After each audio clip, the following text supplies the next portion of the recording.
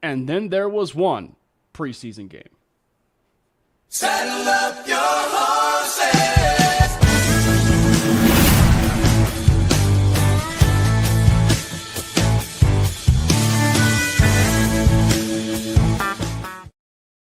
Pitter patter. Let's get at her.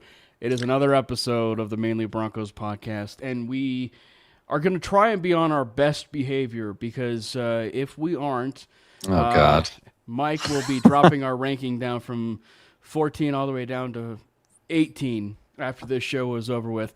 No, it's going to be a great show. We do have Mike Carmelini joining us of Mile High Monsters and Believe Broncos. Thank you so much for hopping in. Obviously, it was a little bit short notice, but you are the third person replacing Jordan, who for some reason suck it, Jordan. For some reason, we just cannot have a very seamless episode when it involves Mike Carmelini and Brandon and I, and of course Jordan. Yeah. Well, thanks for having me, Cam. Brandon, good to see you guys, man. Appreciate you having me on. Yeah. Yeah. Great to have you back. I like the man cave. It's looking good. It's nice thank that you. Last time I saw you were sitting in my living room, and now that looks like Glenn Hauser's house. But I found your office when I was there, and I took some notes. What's up, Corey? There's the man. Yep. Tell Austin to shut his trap, by the way, Corey. He's been giving me flack on there's my man Beast Easy. What's going on, brother? So we'll just kind of jump into it a little bit, obviously, but first things first, make sure you guys hit the subscribe button for the MHRT Network page, as well as the Mainly Broncos YouTube page, as well as the Mile High Monsters YouTube page for Mike Carmelini. So yeah, let's kind of dive into it a little bit. Obviously, the Broncos did have their second preseason game. And I like how we were talking about, like, oh, this was a statement last week. Like, it was a preseason statement last week. And my original title of this was going to be like, oh, yeah, it's preseason. Like, just kind of like coming back down to earth a little bit and just being like, oh, yeah, it's right. It's a preseason game. And it ended up being a beatdown between the Green Bay Packers and the Denver Broncos. So, Mike, you're our esteemed guest. So kind of give us through a little bit of your overview of kind of coming back down to earth just a little bit after the game that they had against the Falcons. Like 1,000-foot view of that game was, Bo was great. First string offense was great. Love seeing Waddle come out. That first throw from Bo to Court on the sideline was a piece of work. And then to follow up that disappointment of it being called out and then just saying, screw it, let's just go ahead and hit Waddle right now for a first down was amazing. Mike, you're being an idiot. Yeah, what's up? I'm always an idiot, dude. Yeah, that game, look, it's preseason, obviously. Nobody's running any schemes or anything. You know what really hit me? Now that I've had time to think about it, Cam, the poor quarterback play from Stidham and Ellinger. There's no excuse as a professional quarterback to play that poorly in a preseason game. You're getting looks that we got in high school, maybe junior college looks. I mean, there's just nothing out there to confuse you. And this is the time where you get your fourth string quarterback just goes off in the preseason. Like they can do anything and everybody's like clamoring for him. And here's our backups and they can't do anything at all. And so that was my overall takeaway. Other than that, I thought Green Bay looked good and well coached. And I thought our players looked like they were confused and didn't know where they were supposed to be and whatever. It's preseason. Nobody out on season ending IR. I'm always happy. Brandon. Yeah, no, couldn't agree more with Mike there. Love to see Bo back. He looks like he just picked up right where he left off with the end of the Bills game. And there were just a couple of things that I was like, well, there's a little bit of rust. He didn't really step into many of his throws, but other than that, like, just looked surgical outside of, just that one minor, maybe it was a timing issue on that route to Sutton that was just barely out of bounds. I thought it honestly could have been. could have been overturned on that challenge, that it was actually inbounds, because it looked like he got both feet in. But the biggest takeaway that I had from that as well was, I know I was complimentary of Stidham after the first preseason game, and that has not continued, is the nicest way I could put it. But I'm always remembered of the Colts offensive coordinator Tom Moore quote when he was talking about Peyton Manning. And apologies for the language here, but he said, if 18 goes down, we're fucked, and we don't practice fucked. The situation we're in here, like if Bo goes down, we're fucked anyway. I mean, statistically, you're probably at some point going to have to rely on a backup quarterback, because most of the league does, and so you want to have a good one. And Stiddy has shown that he has not shown that he is it. I'll just say that. But yeah, that's the number one thing that comes to mind when I look at that game is Bo is back, and that wonderful Tom Moore quote, keeping that alive. But no, definitely a great game. And I don't really care about the final score. It's preseason, whatever. But yeah, that was a great game to see back from Bo. I think it's at least worthwhile to at least have the conversation in a sense, because I will never forget them kind of trolling all of us and thinking that there's no quarterback battle when it came to the backup quarterback position. Right. And so so as we're having this conversation, and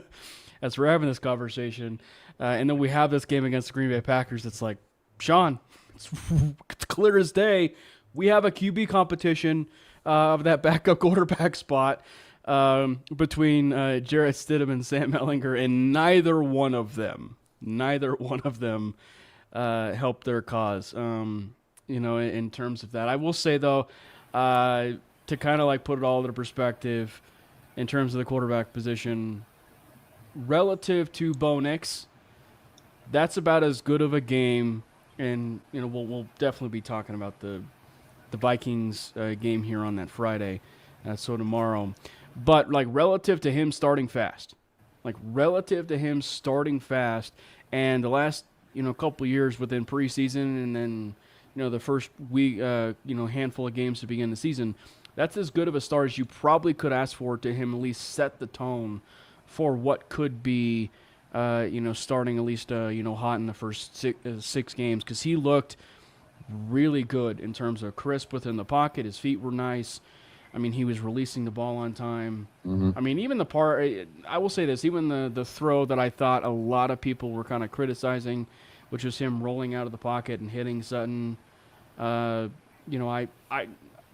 will say I actually didn't mind it, because from where I was sitting, which was section 135, the best section in Broncos Stadium. Here we go. Humble brag, but whatever. Yeah. But I will just say, from where I was viewing it, it was just, he was kind of flushed. He was flushed out of the pocket and had to make that throw to Sutton. He could have hit it earlier, but he didn't. And frankly, it was a catch also to Cortland Sutton. The video review was pretty terrible.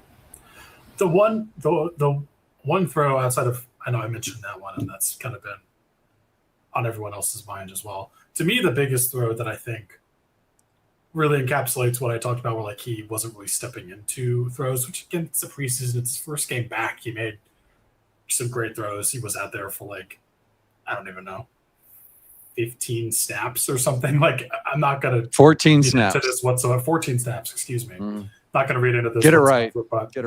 It was primarily the throw to Waddle, which, first of all, where has that been all my life? And I'm sure Jordan, who Rip is not here tonight, probably had something to say about that. But I think if he steps into that one, leads in a little bit more, that's probably a touchdown. I think that was a little underthrown. You can see Waddle have to kind of slow up for sure. a little bit.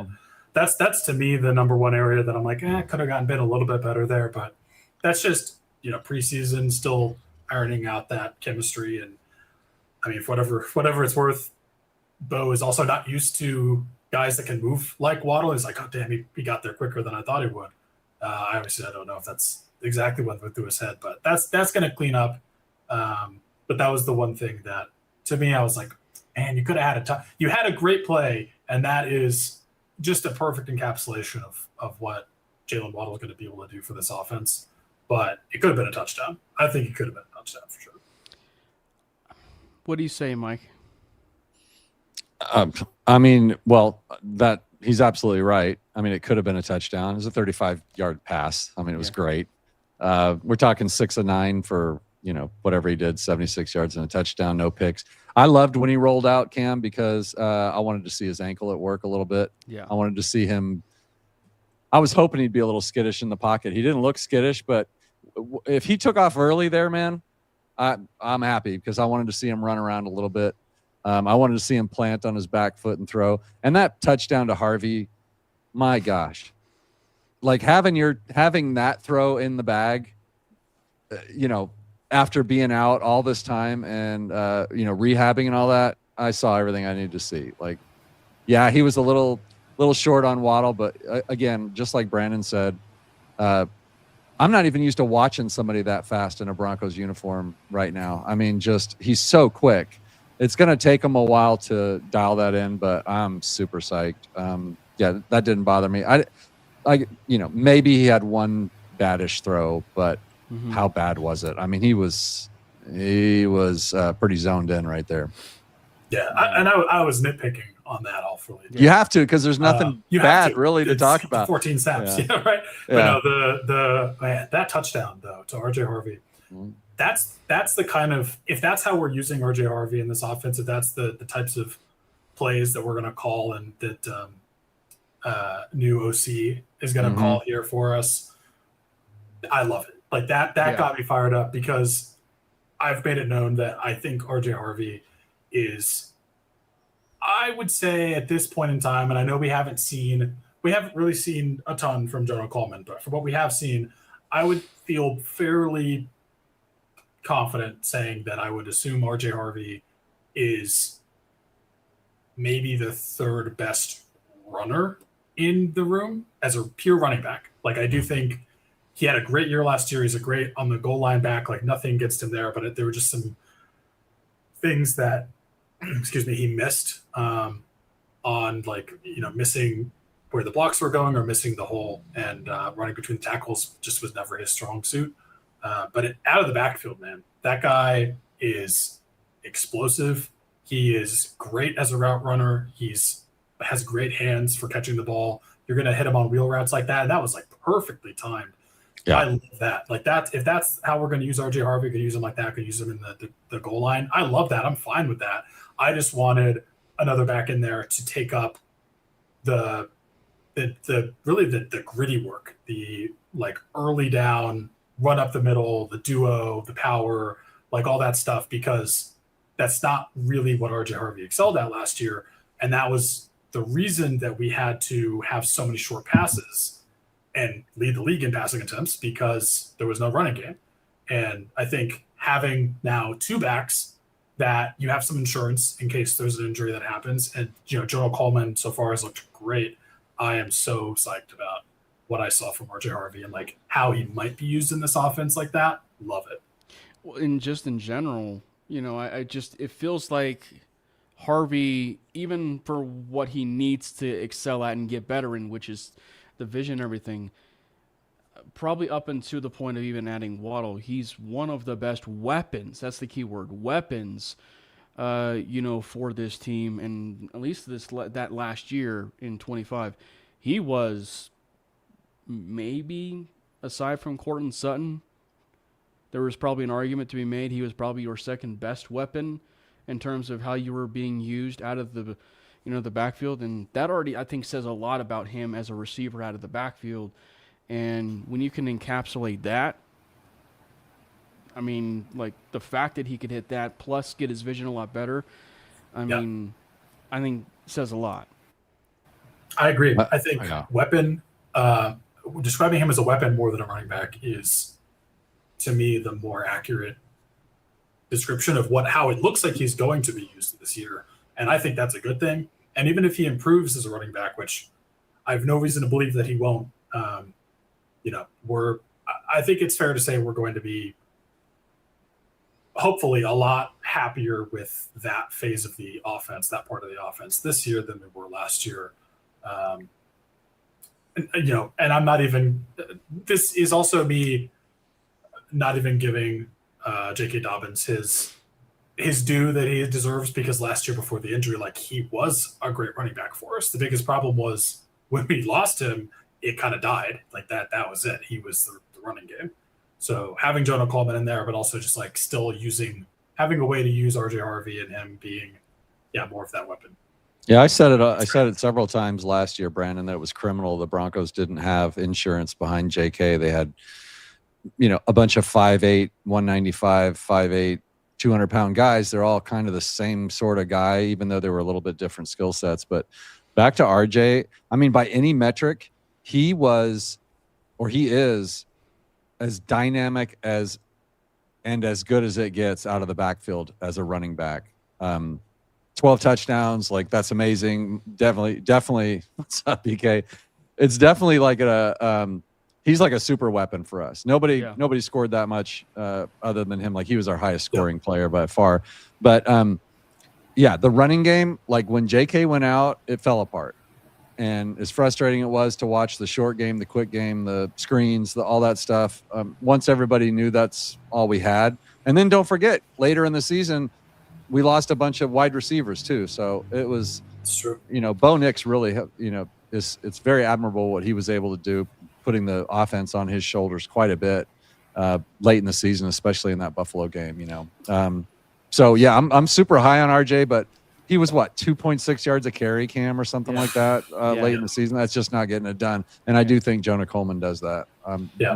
Like the vision and burst urgency to the hole that we've seen from him is like, whoa, that's new. Didn't even see that from JK. So let's hope he can carry that to the regular season. One other thing that I'd like to bring up here, because I hadn't really thought about it until we had this discussion. To me, it kind of seems like Jonah Coleman, because Jonah Coleman is also a good receiving back. Like, I don't know if he's as good as RJ Harvey is, but he's a good one receiving drop back.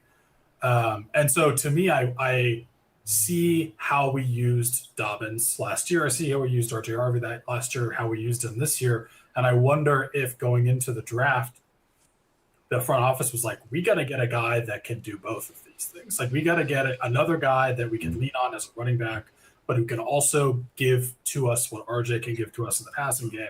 And I think Jonah Coleman's kind of like the perfect middle ground of those two guys and those two skill sets. It sucks for fantasy because, three-headed back, and I'd love to have a Bronco on one of my rosters this year. I know.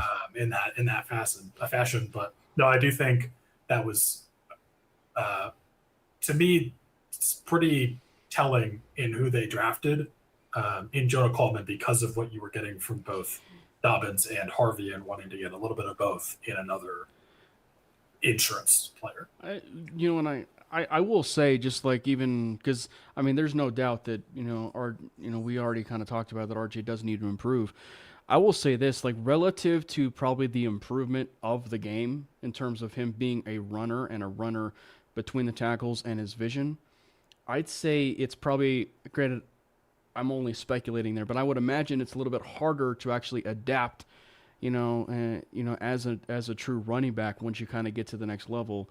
But the other part I feel like, that would be, really good and help your transition is when you're already that good as an elite receiver out of the backfield that RJ was, it'll help your transition that much more, specifically going to a team that Sean Payton loves, those types of running backs that are out of the backfield and weapons like that. So it'll only help him that much more. And so in the vein of the preseason overreaction, is it an overreaction to think that the Broncos will or should be keeping 3 running backs? I know we had a comment about running back 4 and 5, which me and Brandon have been on record saying it probably should be Cody Schrader in that vein if they decided to keep running back 4. But is it an overreaction to say that the Broncos should be keeping only 3 running backs, and that being JK, Jonah, and RJ? You asking me? Yeah. Guest goes first. I mean, that's what I've had on my 53 for about a month. those three will be on the 53, and then depending on where you put Prentice, or he might be a practice squad up and down call up guy. That roster shuffle at the beginning of the year, but yeah, you're going to have those three as your running backs. And honestly, last year they kept 4, but Jaleel and Bidet, I honestly think both of those guys are fighting for their life tomorrow night. So we're going to see them play. What would be interesting is if you don't see one of them play tomorrow night, then there's part of your answer. Like tomorrow night's going to be really interesting about who doesn't play more than like some of the guys playing definitely are looking for a job. And I think Jaleel and Bidet, one of those is definitely going to stick on the practice squad, but pick your poison there. But no, I don't think they carry 4, and I don't think it's an overreaction. Why would you carry? You've got everything covered right there. You've got your practice squad. And as far as Schrader goes, his numbers haven't been good. Like tomorrow night is his chance because he looks good running the ball, Brandon. Like he picks the right place. He runs aggressively. I like the way he runs. He hasn't had a lot of opportunities yet, but he's somebody that tomorrow night could maybe solidify himself on the practice squad. And then you could see Bidet or Jaleel, gone. Yeah, I agree. I think Jaleel and Bidet, just as much as I love those guys, I think they've just kind of shown you who they are and the upside, if any, that they give you. And I think you got to have just a little bit of a change up there. But I agree. I think you're probably going to see a lot of Cody Schrader tomorrow and see what we can do to evaluate him and keep him on the practice squad. Mm-hmm. I do think that it's definitely not an overreaction to have 3 running backs, at least initially, because at the same time, like if that does end up being a concern, and I think really it's like, do you want the extra spot for someone in the secondary, someone on the offensive line? But there's going to be guys cut on cut down days at the running back position. Like you're going to be able to find, if you really need like a 4th body at some point, like you're probably going to be able to find it. So I do think having 3 and then having another one on the practice squad, and Schrader or whoever that is, I think is fair. Another thing I wanted to talk about game wise that unfortunately is on, kind of on the other side of the spectrum, and I would put this more in the bad column for the most part, was special teams. Yikes. Other than that Colby Katz's return that thankfully just had stopped me from spiraling and like, what are we doing, dude? It was not good. And I know it's preseason and I'm not like saying, oh, we're screwed for the season, but just something that I think was a little concerning, seeing that play out the way that it did. Sean Fresh Jr. made some decent effort and had some plays that he is trying to make a case for himself on special teams. But I do think that room and that coach have a lot of work to do. Hey, I'll jump in on that. I'm kind of the opposite. Like I want to see the snap. I want to see the kickers, Crawshaw. I want to see Lutz. And then of course Fraboni or whatever, just making good snaps.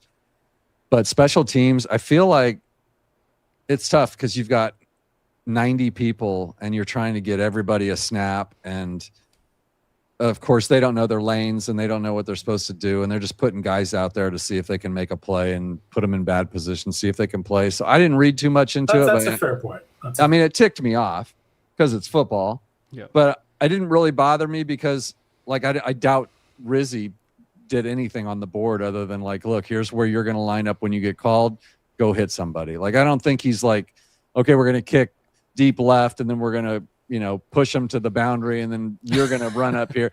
Like, it's like you got 8 different guys you're trying to get on and they're just trying to remember which group is going on for this kickoff. Cause it's not your regular, it's very seldom. Like you'll have your starters on offense, you'll have your starters on defense but I don't think special teams ever really does, other than maybe the line or maybe a kick or something, but like kickoff returns and stuff like that, punt returns, man, I see all kinds of numbers out there. They got to look down the roster to see who's that guy. So that one doesn't worry me, even though it ticked me off, Brandon. I was gonna give them something to talk about in practice too. I was gonna say they probably have a starting unit, but to your point, it's probably one where that's the one place where you would see a very fluctuation of like numbers and stuff like that.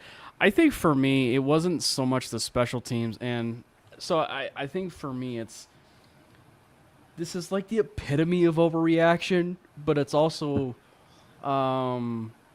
definitely one where you kind of put in the file cabinet under, is this a cause for concern or not a cause for concern kind of thing.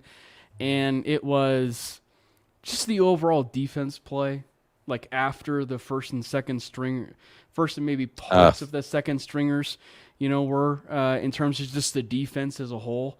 I'm not trying to, say it as far as like, because that first drive that the Packers had, frankly, for all intents and purposes, should have been ended twice by a forced fumble by Pat Surtain, frankly. So and there was a roughing the passer that was not a roughing the passer. It was not a roughing the passer. That ticked me off. Q Robinson made a nice play there. Yeah. So like I think for me, it's one where I'm filing it under, is this a cause for concern or not? But also one where I can also, probably in the vein of the actual conversation of the show, could label as an overreaction in a sense, just because for what we saw there, that was a really, really bad effort. Now, Green Bay is a very good team. Like, they're one of the best teams in the NFC. They have a really good roster. They are not the Atlanta Falcons that they faced the week before, so that's very evident by that. But just the fact that they couldn't get off the field, it seemed like there were some depth issues showing up, or communication, certain red zone was showing up. You had Singleton calling a play he wasn't supposed to call, and then nobody heard it and didn't know what he was doing, and you got J-Mac standing there going, what the hell are you doing? And of course there were at least 3 guys open for a touchdown on that play.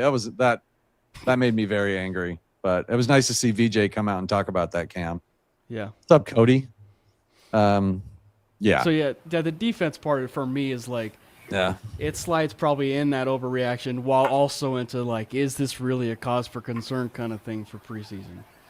Yeah. Most of my overreactions, sorry, Brandon, I apologize. Most of my overreactions are usually on the positive side. Like Davis Webb, Bo Nix, Jalen Waddle. This offense is going to, score 30 points a game. Like, I'm just off the charts, right? Like, my overreactions are generally really positive. But you wouldn't want to watch a game with me. Like, I'm always accused of like, Mike is so calm and level-headed, and when he talks about, he doesn't get too high or too low.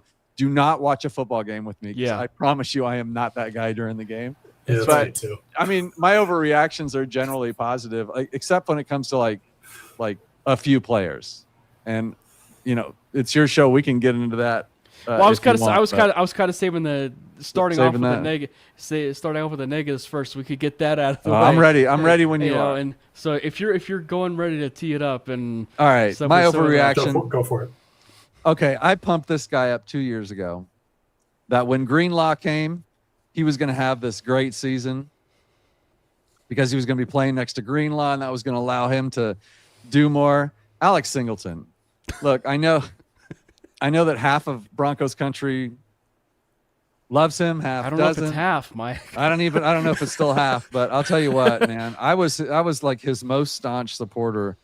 Last year blew that for me, and now Brandon, is he 32 or 33? He might be. He's one of the two. 33. He's going to be 34 this year, maybe. I think he's 33, or he's about to be. But my gosh, he looks like he's 40 running around out there, and he should be fresh. In 4 months.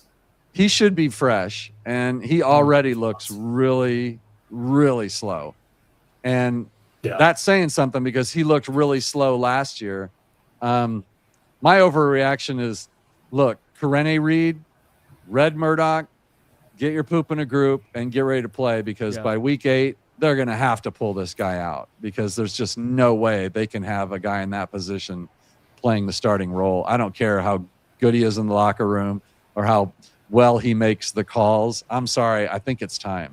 So there's my overreaction on one player. I don't know sure. if it's well, depending on, I guess you labeled it. My overreaction is get him out and put somebody else in there. I'm ready. Yeah, I'm benching him. But it's I guess your point. It maybe depends on the layer or the place in the room where you are with Alex. I'm asking you though, is that an overreaction, or are you guys like, no, You're totally agree? Yeah, that needs to happen. No, I don't think that's an overreaction. We've been there. Oh, okay. I love Alex Singleton, man, and I think having him on the roster even is just like a depth, and even I guess like for what he brings to the locker room, get him on there, get him as a coach or something, but just take him off the field. Like, it's time. That's so kind. Dude, it's time. It's time. It's too late, man. I'm sorry. I'm sorry, Alex. Well, on the flip side, my overreaction is more of a positive overreaction. And it is on the defense, even though, Cam, I agree. I do think, honestly, going into this year, I think the defense, to me, has more of a concern than the offense. But, bro, Q freaking Robinson, bro. This guy is going to be a dog. He had the roughing. I'm not even going to call it roughing the passer. That wasn't roughing the passer. He had the penalty called against him that shouldn't have been called. Textbook sack that I've ever seen. Whatever. Yeah. Okay. I mean, they got to get their quota in the preseason. Yeah. Dude, Q Robinson is going to be a dog. Yeah, it was Jonah Ellis last week, and it's Q Robinson this week. It's going to go back and forth, man. Yeah, it just seems very fitting. To the Alex Singleton point, it's like it felt on it. It's gonna sound sad that when he audibled in the red zone and then he backed up, that's actually the fastest I've ever seen Alex Singleton. 7 yards deep in the end zone. That is where are you going, bro? That is the fastest I've actually ever seen Alex Singleton run. And at the same time, it's like, where are you going? But no, we need to preface it in the sense that it's just got nothing to do with Alex Singleton, the person, and everything he's modeled for the organization. It is just strictly play on the field, and it's time. And I think it's one of the reasons why, too, Brandon, whenever we've had like the Red Murdoch discussion and stuff like that, why I'm saying 300 plus snaps for Red Murdoch, in 2026, because it's specifically too, like if he's already getting green dot conversations with Murdoch, I think there's a pretty good chance in the next year and a half, even sooner, you're going to be seeing him at least taking Singleton's spot initially, and then that's when you'll see more of a turning of the guard, if you will. I agree. I love Red Murdoch, man. I do think. Is this just the Achilles heel of Vance Joseph teams, or just the Broncos in general? Because I feel like just linebacker play has always been just something you talk about in we have some good times, we have some good plays, but then sometimes we just totally give it up. And I'm excited to see more of Red Murdoch. I'm also excited to see what Torian York can do, but I do think we need to also look at, and we're way far away from this, we need to invest more in that room, because that's kind of been an issue, I feel like, with the defense for the past, I don't even know how long. And there's been some times. Trevathan. Yeah. Alex Singleton had some good times. He made some good plays. But even during the good times with Alex Singleton, like, he wasn't great. And last year when we got Dre Greenlaw, I was like, finally, yes. Oh. Thank you. And then just, of course, that wasn't meant to be. But I'm excited to see more of Daredevil for sure. But I do think you got to do something.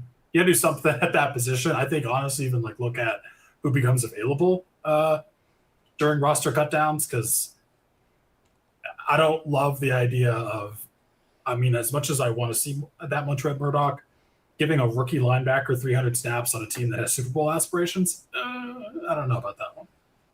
And VJ's not apt to do that anyway, Brandon. VJ just, BK says it right here. If VJ never plays a rookie or a 2-year player, he'll love him. Like, he can look at himself in the mirror and be happy. He just hates to do it. But like I said earlier, though, well, first of all, Murdoch and Torian York, big game for them tomorrow night. Huge game for them. Now, if I said this earlier on the show, I'm sorry. I do way too many shows now. But if Corene Reed, don't forget that name. Like he looks the best out of all of them right now, and he has actually probably gained some trust because he's second year now, and he's been around a little bit. Like I always get these guys confused that don't play. Like where's Corene Reed? Does anybody know offhand? But like he's not a rookie, so he's either last year or he's a third year. I don't know, but he's got a shot. And if he doesn't play tomorrow night, holy crap! Corene Reed is such a fun story because me and Brandon were talking about it, and Jordan were talking about it last week. Sorry, and it was just. And it's also sad in a sense because it also is like what could have been with LaVelle Bailey. Because like LaVelle Bailey came in and was great his first year. He had an interception, pick 6 against the 49ers, played really well, and then snuck onto the team, right? Yeah. He snuck onto the team. But then that next year he tore his ACL. It was really where his injury really unfortunately began, was that second season. And in that second season was Corene Reed's rookie year. And so in a certain way, LaVelle Bailey walked so that Corene Reed could run, kind of thing. Like, and it's just it's unfortunate to kind of look at it that way. Yeah, that's a tragic story, man. But like he's really Thanks for bringing me down, Cam. I know. I was so happy to be here. Now I'm just sad. But just in a sense, so like Corene Reed is doing everything that you can ask for now, specifically. And for as much as we may have liked him this last year in terms of at this point in preseason, man, I think that there's a very real chance that this is the best we'll actually have seen Corene Reed even compared to last year, which should give you some cause for optimism for the depth of the room for just Corene Reed and maybe even Red Murdoch. T-Fishes, you're not going to see Ellinger with the ones, bro. And Ingram, Troutman, none of those guys are going to play. So you're going to see all Bentley and Jolie tomorrow night. You might see some ones, but not. I mean, 40 of them aren't playing. I don't know I don't know what ones will be out there, but my understanding, Sean doesn't want to play any of the starters tomorrow night. He said about 40 players are going to be out, so we'll see. What's up, Slim? Yeah, so it's going to be interesting. Now, and regarding overreaction, I know we touched on the government-sanctioned Waddle. Okay. Speaking of overreaction, is it an overreaction? Actually, no, let me preface it this way. This will be a little bit of a different question. Because there's obviously some people, myself included, that are throwing both of those players. Like Offensive Player of the Year for Jalen Waddle. Bo Nix could win. MVP. Of course. Here's what I will say. And for anybody that's in the actual comments, I will actually ask it this way. Who do you think has the best chance to win the award? Is it Bo Nix winning MVP, or is it actually Jalen Waddle winning Offensive Player of the Year? Well, are you asking me now? I get to go first, right? Because I'm the guest. Yes! God, I love this show, Cam. Okay, so it's Waddle, and I will tell you why. Because one, he does have a chance to get that just based on what he's capable of doing. But Bo Nix could throw 50 touchdowns, 4 interceptions, and he would not. Yeah, exactly. And he would not get MVP. They would still give it to one of their pet projects. They hated him when he came out. They said he'd never make it. They died on that hill. And now they're faced with a quarterback in his first 2 seasons that's done things that no one's ever done before in the history of the NFL. And they still want to say that he's reached his peak and he can't get any better. And he's blah, blah, blah. So he's got no chance of being MVP as long as the media is the one that decides that. So, yeah, I would say Waddle would have the best chance there. Brennan? That's exactly what I was going to say. So you don't even need me. You could just put like a little – dude. It was like a picture of me here. Like, I don't even know. I don't know what would have to happen for Bo Nix to get, honestly, even like 3 MVP votes. right, exactly. Or even 1, honestly. Yeah, just 1. Yeah. Like, break Peyton Manning's single season passing touchdown record? Yeah, I don't know. win the Super Bowl, blow everybody out by 50 points. It's easily Jalen Waddle every day. Even if all that happened, we won the Super Bowl, Bo passes for 40 touchdowns, they'll say it was the defense, even if the defense looked horrible. That's just not going to happen. Perennial underdog, or I guess as Bo would say, overdog. But it's just This is true. It's Waddle. It's Waddle every day. But I will say, because like to a certain degree, if Waddle's having a great year, it also means Bo Nix is having. Yeah, but they'll a great credit year. Waddle for it. Matter. No, yeah. They credit the defense for everything he's done now. For They'll sure. credit Waddle for everything he does now. So he can't win. He can't win. For sure. It's just when you do logically look at it, right? Like for us, we always like to look at things logically because we're ball knowers. But it's just like you do have to look at it for the standpoint of like if Waddle's having a great year, Bo's having a great year. Now I will say there is for as much as we do talk about offensive player of the year, we also are talking overreaction regarding Mr. Government sanctioned Waddle, who hopefully we get a chance to see his celebration, at Empower Field or even at some point here. I think there's actually a chance he finishes in the top 7 in terms of receiving yards this year. Like a very real chance he finishes in top 7 in receiving yards, which would be somewhere depending on JSN and some of those other numbers. But I think that there's a chance he ends up with about maybe let's just call it on average 1,500 yards. Because it's probably somewhere between 1,500 to probably 1,600, which would probably put you in that maybe like 7 to 5 range. That's way too high. Yeah, I don't have it. I don't have that. No, the 7th highest wide receiver in receiving yards last year was Zay Flowers with 1,211. Okay. I don't see that happening personally, and the reason I don't see that happening is a lot of mouths to feed in this offense. It's true. Especially given that, him and Waddle are still gelling. I think Cortland Sutton and the emergence of Pat Bryant is going to stifle that a little bit. But I do think it's going to be a big year for Waddle for sure. Yeah, I agree with Brandon. There's a lot of mouths to feed. We haven't talked about Marvin Mims yet. You've got Pat Bryant, who's your breakout candidate. And then, now here's what I will say. The leading receiver in the AFC West last year was Cortland Sutton. Yeah, and the 900 and something yards that Waddle got last year would have put him second in the AFC West. So they're going to lead the AFC West in receptions. I would say that, those two, and yards. But 1,200 would be probably the max I could see out of Waddle, because you're going to feed Bryant and you're going to feed Mims. Where Troy Franklin fits in all this, maybe you guys know. I don't. But if everybody stays healthy, that's a lot of mouths to feed. And then if Davis Webb comes through like he has at practice with the tight ends, haven't seen it in a game yet, but maybe they're hiding it and waiting for the season. We'll see. But that's going to be tough for him to get more than that. But I could see Court with 1,000. And Waddle with 1,200. Yeah, and then another one with 700. So I could see that for sure. Yeah. Here's the other reason that Bo Nix won't get an MVP vote. He can't throw the ball down the field. No, he can't. He can't. So he's got a noodle arm. He's exactly who he was in college, and he is. We know who he is, even though it's only his 3rd year in the NFL.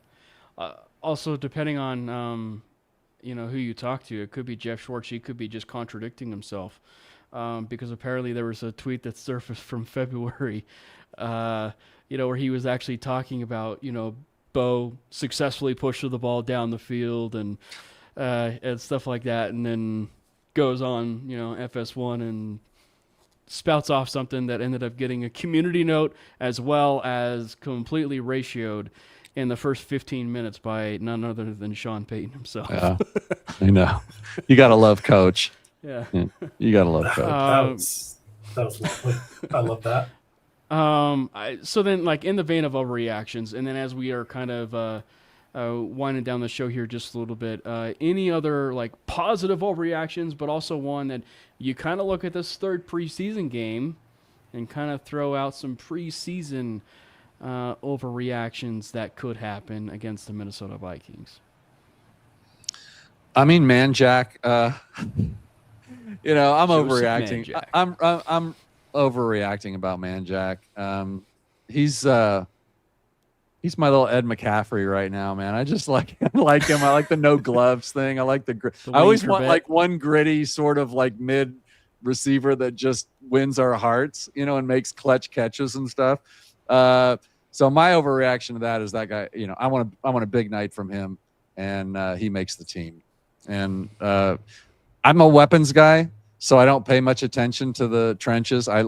There's so many good analysts out there that can do that, and so I can just bring them on and let them talk about that. But man, I want to see running backs and receivers, and then I want to see defensive backfields. Man, I don't pay attention to those fat boys up front, talking about good leverage on this guy.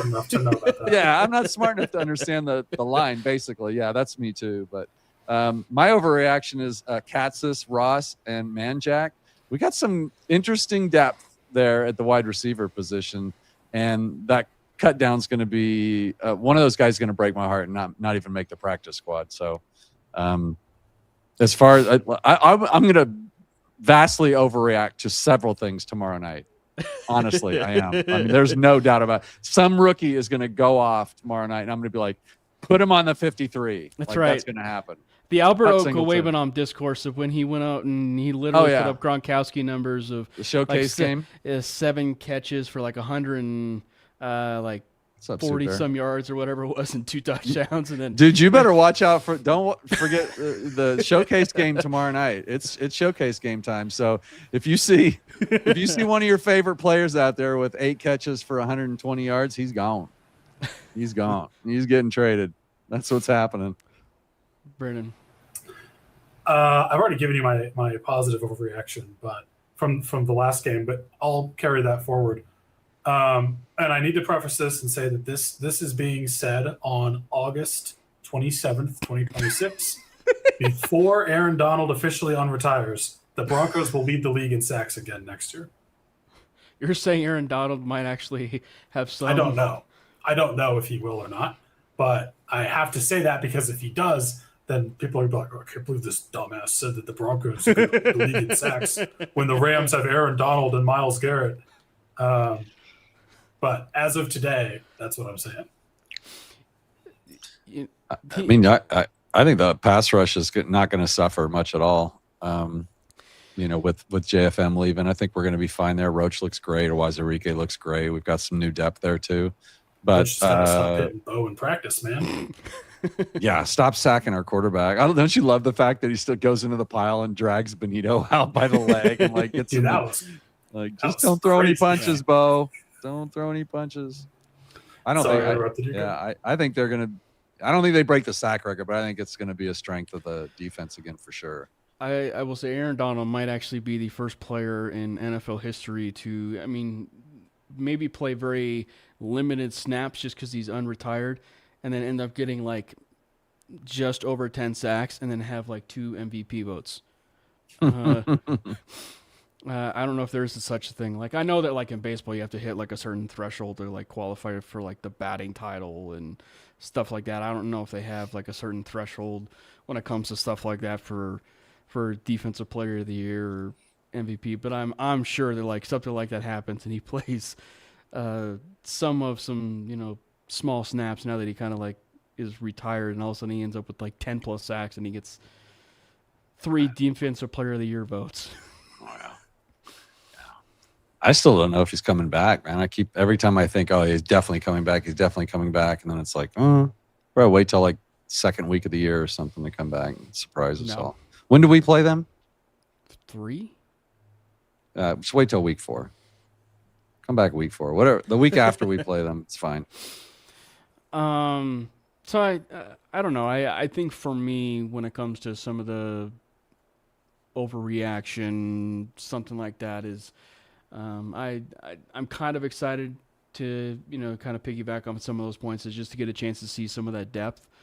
I will laugh. I was texting a fantasy football chat where it was just, and this is about the first preseason game in that conversation, because it was just like I texted him as like, I'm very much looking forward to overreacting and calling these fourth and fifth stringers Hall of Famers after their preseason time is up. But no, I am excited in a sense just to kind of see some of that wide receiver room. Maybe this is one preseason too where you can get a chance to see specifically like a couple tight ends separate themselves, like guys like a Dallin Bentley and a Justin Jolie, where you can maybe get a chance to see a little bit more separation for them and why they drafted him. Obviously, one was a 7th round draft pick. The other one, Justin Jolie, was a much earlier draft pick, and so maybe you get a chance to see a little bit more separation. Where I think it's going to be a little bit tricky is you are going up against Brian Flores, if I'm not mistaken, in Minnesota, and those kind of defensive coordinators have a tendency to not necessarily be very vanilla when it comes to preseason. He's got it out for the Broncos too. So yeah, so I think it's going to be very interesting to kind of see those kind of players like Bentley and Jolie kind of establish themselves.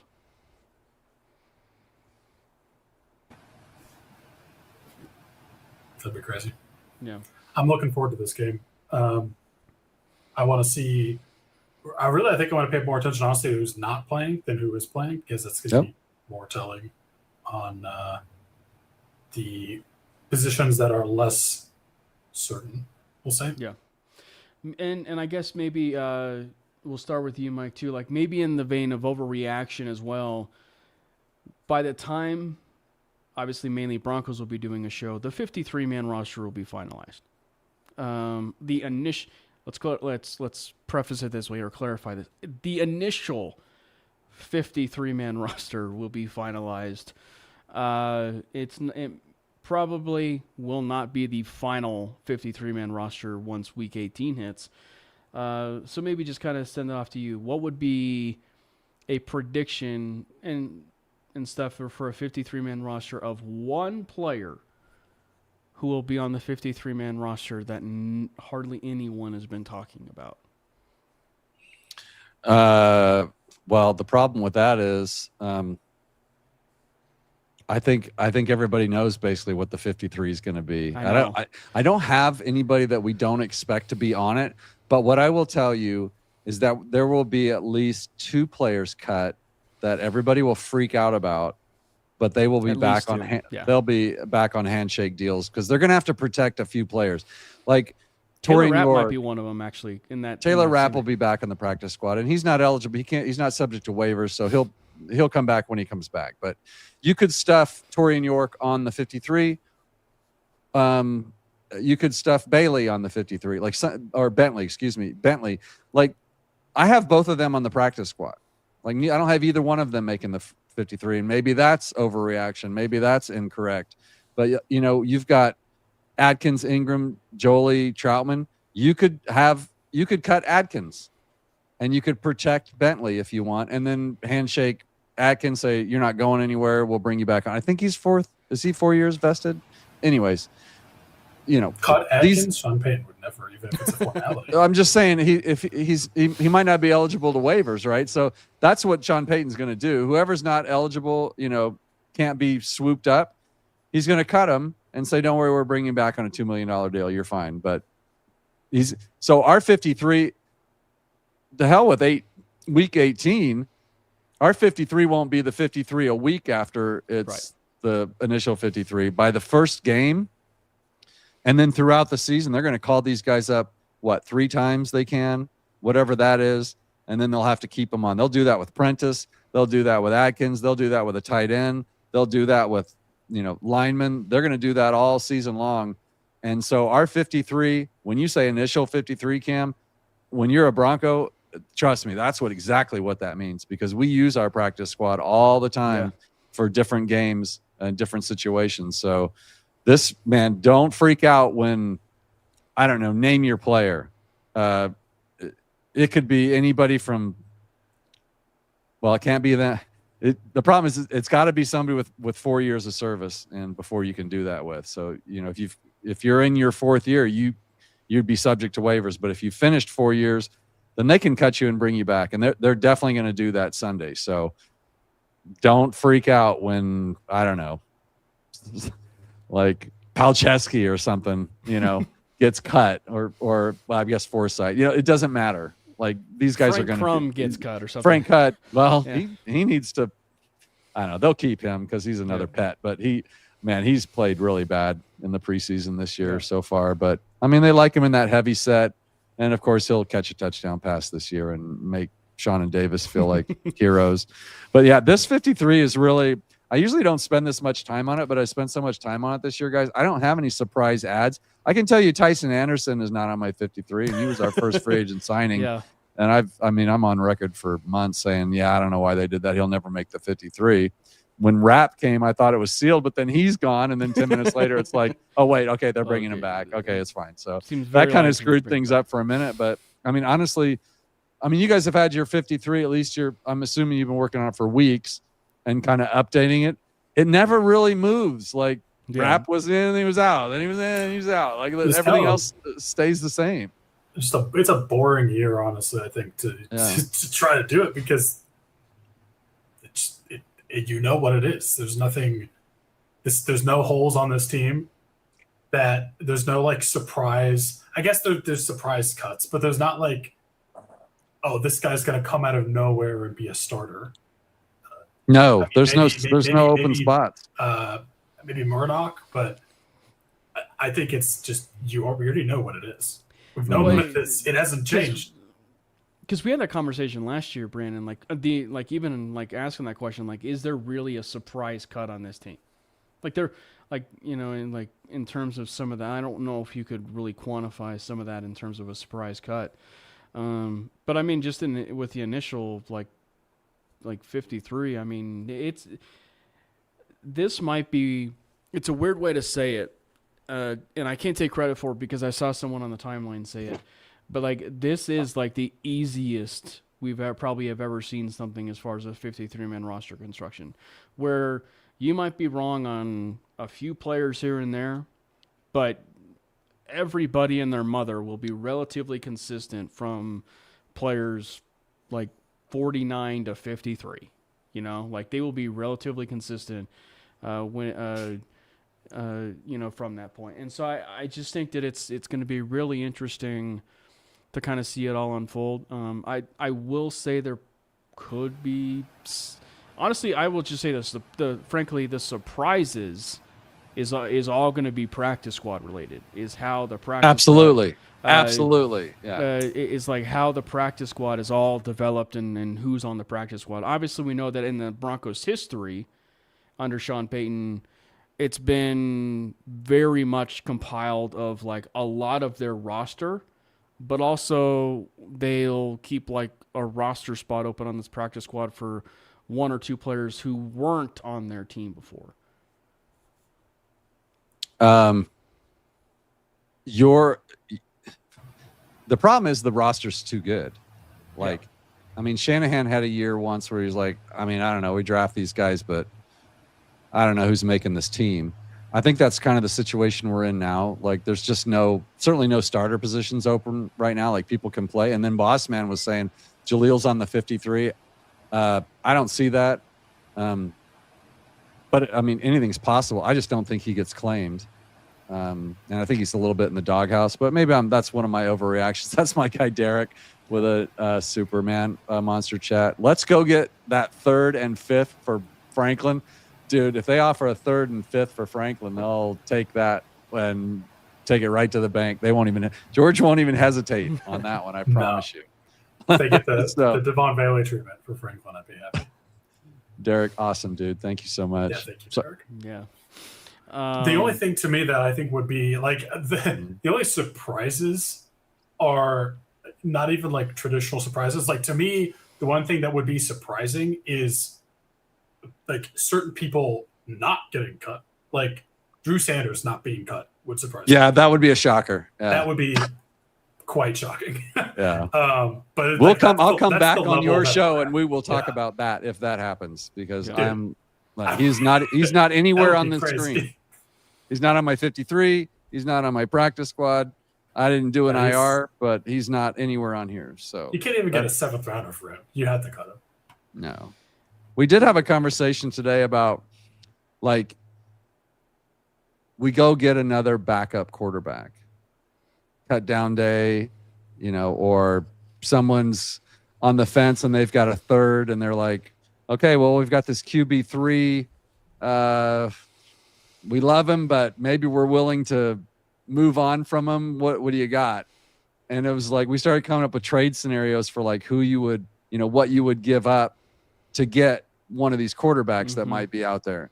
And then it turned into, well, let's trade Stidham. And I was like, dude, the chat was like, trade Stidham. And I'm like, there's no trade value there. Like we don't have anything that we're going to get a value except for maybe like a Franklin or something like that. What's up, Jay? Are you serious? Got to up and buy a penny. Derek. Okay. It's not my show. I'm on somebody else's show, so I can't click on you. I appreciate the love. But thank you guys so much. Yeah. You guys are crazy. Yeah. But you get my point though, right, Yeah. Cam? Like Thanks, they guys. would take, if somebody offered a 3rd rounder for Franklin, I bet the team would take it. I mean, you'd hate to see it because he's young and he had 700 yards in receiving last year. We tend to forget about him, but we shouldn't.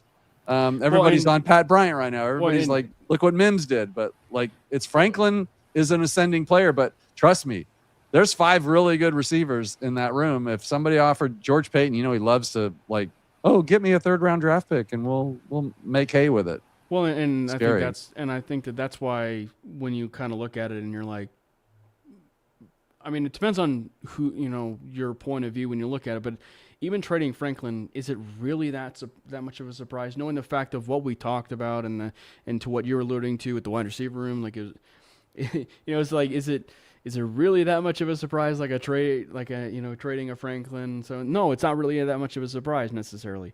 But to what Brandon was talking about earlier, a surprise would be like Drew Sanders sliding onto that 53-man roster when he'll have the greatest highlight in preseason, and then showing up on Monday, he'll be on the side field, which I think is very interesting, to say the least. But it's going to be an exciting time. It's going to be an exciting year. And as always, the Broncos content community will be always having you guys covered. And Mike will be having you covered over there at Mile High Monsters. Once you kind of give a shout out, Mike, for your Mile High Monsters and, where people can follow you. Well, first of all, Cam, Brandon, thanks for having me on. I'm a huge, mainly Broncos guy. I always have been. You guys are great. Shout out to all you guys coming in tonight. That's awesome. It's always fun to go on another show and then see guys come in here. And then, if Marky, what's up, Marky? You're a little late, Marky. Yeah, you're always late, but you always look good. So we'll give you that. But I just debatable. The monsters coming in here, so it's great to see debatable. you guys. And a shout out to Derek, of course, and Boss Man Jay. My studio is going to look so amazing. Like you guys keep buying me new gear. It's so cool. But I'll be. Well, first of all, I'm just super psyched to be on with you guys. And then so what is today? Thursday. So tomorrow, probably do a quick solo tomorrow. And then I'll do a post game probably with Dave. Yeah, we'll be on the David Talks Broncos and I will be on a regular show, but we'll do a post game. And then Sunday, we're all going to be doing cut down day. So, what'd probably be fun is just make sure we send everybody our links so we can all hop in each other's shows and hop around like a strip mall or something. We just go into every store. So, but yeah, it's been fun. It's a lot of work, but it's so exciting now that we're almost ready to set our roster and, get the real games going. But lots happening everywhere in Broncos country. Watch out for that. I think Cam alluded to it. Watch out for, or Brandon, maybe there's going to be a few names that you do not have on your radar that will be on this roster in a couple weeks. That is going to happen. I promise you. Yeah. And thank you guys again for who are a part of the Mile High Monsters, for being a part of the Manly Broncos show here tonight. Make sure if you guys are first-time watchers and of the Manly Broncos stream to hit that like button for the Manly Broncos stream, whether that is on the MHRT Network YouTube channel, the Mile High Monsters YouTube channel, or even the Manly Broncos YouTube channel. And if you are on the Manly Broncos YouTube channel, hit that subscribe, that like and subscribe button. Like is, the stream, please. Right here. Like right and here. subscribe. Like it. It's free. It's right there in front of you. Just hit it. Like and subscribe for the Manly Broncos YouTube page as well as the MHRT Network page. Also, YouTube is doing this now fun thing for the MHRT Network YouTube channel. I'm sure you have it, Mike, but they have that join feature, which is essentially like a membership. And you make sure you guys sign up for whatever meets your guys' heart's content, as well as super chats. We do super chats. There's no pressure as far as giving out super chats. You guys fill out. There's pressure. There's pressure, baby. There's pressure when Mike's Daddy needs a new microphone. He needs a new camera. These guys. Feel free to give out to your heart's content. I need a living room like Mike's. No, do you see your backdrop, Brandon? I don't think you need any. Man, you look like you got the living nicest man cave I've ever seen. I honestly think even Glenn would be really jealous of your backdrop, Brandon. Yeah. I'll just say that. That's how praise. I mean, he's even got an Alex Singleton jersey in the back. I mean, I'm kidding. He's got it all covered back there. Thank you guys so much for T-fishes, what the hell, bro? So the thing is I always tell these guys, and thank you. I think that's mine. Yeah. Is that you or me? That's me. I think it's you. I always tell these guys, look, when I do my solo shows, I'm like, as long as you guys I'll do my hour and then I'm out. Unless you pay me $10, I'll do 10 minutes. And next thing you know, I'm going. I was on 3 hours last Sunday, and but it paid for all my new lights, and I'm super. So now I'm just like, you know what? I'm a lady of the night. Let's just say I can be bought, and I will stay out here all damn night when they do that. It's so fun. But T-Fishes, Derek Wassman, you guys are awesome. Thank you so much for that. It's so cool. Like, what the hell, dude? Yes, finally one for the home team. Let's go, BK. Yes, thank you so much, BK. Thank you guys. That's awesome. Everybody loves BK808, by the way. I mean, he makes the rounds. I don't even know who that is.